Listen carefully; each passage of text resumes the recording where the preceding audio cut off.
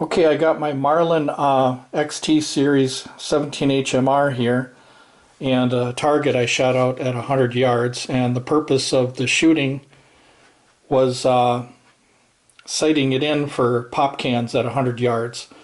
And if you look at this pop can right here, in order for me to have 2 inches up, I would have to sight it in for 150 yards, which means my sights would be on the bottom and it would hit right in the center of the can or somewhere in that area.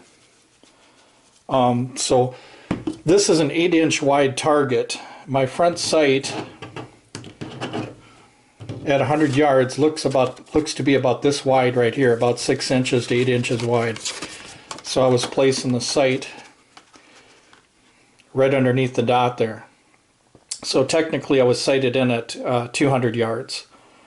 At 200 yards, this group would actually fall down on the bottom, so it would be perfect zero right at 200 yards. But this was just a test to see if I could get the pop can sitting, and yet as you can see I'm a little high.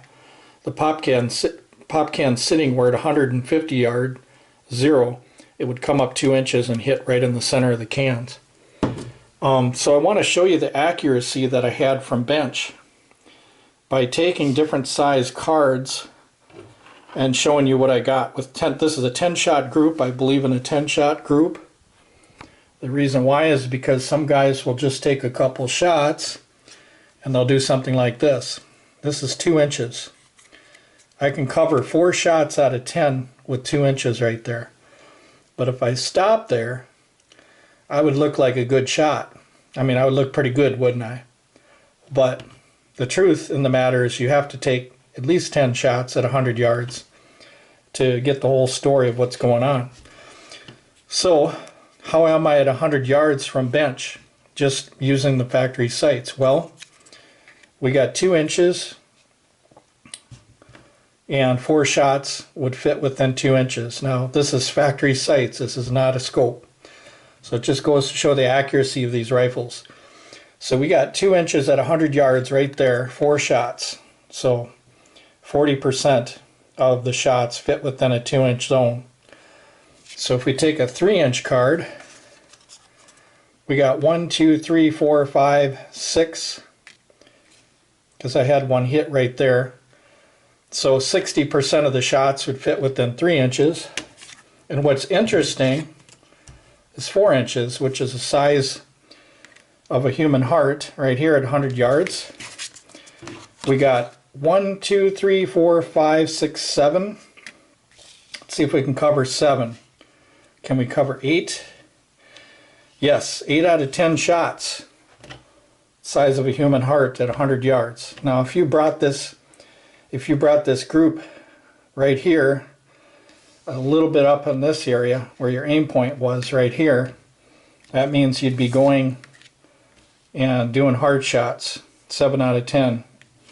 That's if you repeated the same accuracy that you did from the bench. Yeah, so we're looking at 1, 2, 3, 4, 5, 6, 7, 8 shots at 100 yards within 4 inches. And then 80%, and then the rest would cover 5 inches, which would be kind of like shooting a 2-liter bottle. There's one over here, so 90% of the shots would be 5 inches. So that just goes to show you the accuracy. One of the things I believe in is I don't believe in holdover. The reason why is because you don't want to use holdover on factory sights.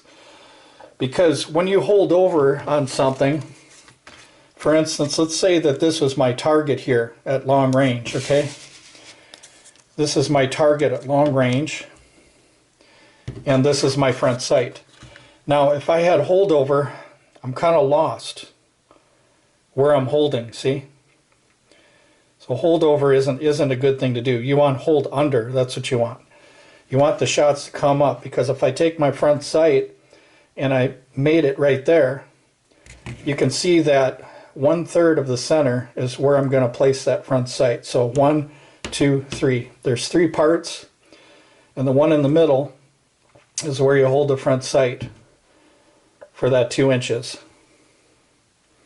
So the impact right here is much easier to see from that distance doing this than having holdover. So, and the thing about 150 yard zero for factory sights on this one that you have to understand is this is a flat shooting rifle.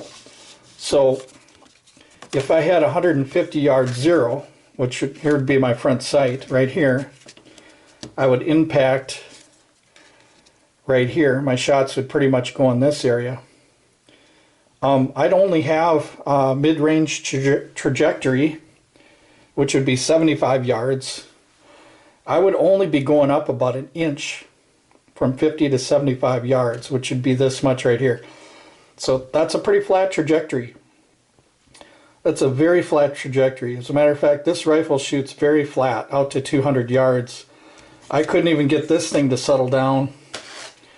When I shot this at 100 yards, I didn't get these groups to settle down until I got out to 225 yards. They finally started impacting right down in this area, right exactly where the front sight is. So the front sight's right here, and the shots would be right around this area right here, right around the bottom part of the circle. But I like them a little higher. So, but that just goes to show you the flat trajectory of a factory open sight rifle. And yes, it is rimfire, and yes, it is a small caliber. The muzzle energy on this rifle at point blank range is about the energy of a 38 special, which is about 240, 250 foot-pounds at muzzle. And it's got the same muzzle energy at 200 yards, which is similar to a 22 long rifle. At 300 yards, it's about the same as a 25 ACP as far as muzzle energy. And at 500 yards, it's about, say about 25 foot-pounds to 30, something like that, which is the same as a high-powered 25 caliber, 22 caliber air rifle. You do have some 177s that'll do it. But they hog hunt with 20 foot-pound air rifles, so just to let you know, they're still dropping hogs with 25 foot-pounds. The 25 ACP is 50 foot-pounds of energy. So, so a rifle like this, don't let it fool you. You know, shot placement is everything, but it's where you put the shots. Where you use the energy is what counts. You can have all the energy in the world, but if you can't get on target, you're not going to be able to hit the heart and the brain or any vital areas. But I wouldn't probably hunt with this out to that range. You know, this would be probably something for inside 100 yards maybe or less. But it just goes to show you guys that as far as combat or something, using this for defense or something like that, it just goes to show you that this sucker here, if we can maintain 4-inch groups 80% of the time at 100 yards, that means at 200 yards it's going to be 8-inch groups, which is because the law of doubles, everything doubles at double distance. So at 100 yards, if we got 4-inch groups, we're going to have 8-inch groups at 200 yards. So 200 yards, that's 8 inches from here to here. That's a headshot right there at 200 yards. And a lot of AR rifles, you know, are meant to shoot out to 200 to 250 yards for combat and stuff like that. So that goes to show you that even a rifle like this that only has 50, 60 foot-pounds of energy at, say, 250 to 300 yards, that it's still lethal and it's still accurate out to them distances.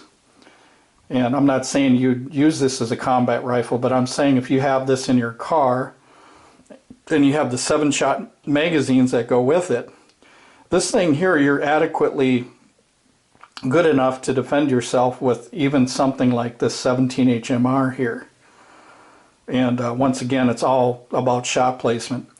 Now, I typically have this in my vehicle, and I usually have some 17 HMR stuck in a pellet pouch that I have, and I can fit up to 75, say about 75 to 100 extra rounds that I can wear on my person with this rifle. If I ever had to go out of the car with this rifle, I would have 75 rounds to 100 rounds that I could feed this rifle. and not have like an AR, not have a bunch of clunky 30 round magazines and stuff like that. This thing is so light you can shoot it with one hand practically, but what I do need is I need a sling on this thing right here. But once again, the whole point of this video is the accuracy, and the other thing is don't kid yourself about the energy and the accuracy of these rimfire rifles. They do a lot more than we think they do. So now this one's got like an AccuTrigger type thing on it. You pull up the play there and the slack, and it's a really, really nice break on it. I really love the trigger. It's really great. Once I get a sling on this thing, that'll be nice. I can carry this in the woods with me or whatever, or have the sling ready for if I ever had to use it for defense, as far as getting out of my vehicle or something like that. I would have something that I could wear on my person, a sling and stuff like that, plus the extra rounds that I was telling you guys about. So don't underestimate rimfire 17HMR for accuracy, range, and energy and killing power. And I guess I'd like to say 22. Don't underestimate a 22 rifle either. So some of them semi-autos, if you have magazines for them things, you got a lot of firepower definitely with the semi-auto 22 having you know, a lot of magazines and stuff like that. So don't underestimate any kind of rimfire rifle. I know that rimfire, sometimes the cartridges don't go off, and the rim, even if it gets struck, sometimes they're duds. But that's why you train, you know, clearing malfunctions and stuff like that in semi-autos, and also bolt actions. Pull back the bolt and get rid of it and throw another round in. That's all you got to do. So we're looking at accuracy here of headshots out to 200 yards and human heart size, not to get graphic, but in a combat situation, that's a human heart right there at 100 yards. So, and although this is bag rested, I know that standing, if I had a steady standing position and stuff, I could shoot almost as good out to 100 yards if I lined up my shot right. The other advantage of a light recoil rifle is you can use things to set them on, because they don't have recoil. You can lean them up against something like the hood of your car or something like that, and the gun isn't going to jump on you. So every shot you take, it's going to, I'm speaking of a semi-auto. If you have a semi-auto version of this one, you can keep pulling the trigger, but the muzzle isn't going to jump around on you. So you can set it like on the edge of a branch on a tree, or the hood of your car or something like that, because it's not going to jump around on you. So you're going to get more accurate shots if you ever had to defend yourself with it. So, but anyway, hope you guys appreciate the video. The whole point of the video is don't underestimate the 17HMR cartridge. It's very effective. It's just funny how small it is and what it can do, and how much power it's got, even though it's a very small cartridge. So about the size of a 177 pellet. But it's an amazing thing that people, you know, they don't give it credit for what it can do, for how small of a bullet is. To even have a bullet go out 200 yards like that and still have 22 rimfire ballistics at 200 yards is really amazing. From 250 yards, having 22 rimfire ballistics even out at that range, and yet you got that extra distance, that is freaking amazing. So hope you guys appreciate the video. Once again, there it is. There's the target. I'm aiming here, impacting there. I don't use holdover. I don't believe in holdover.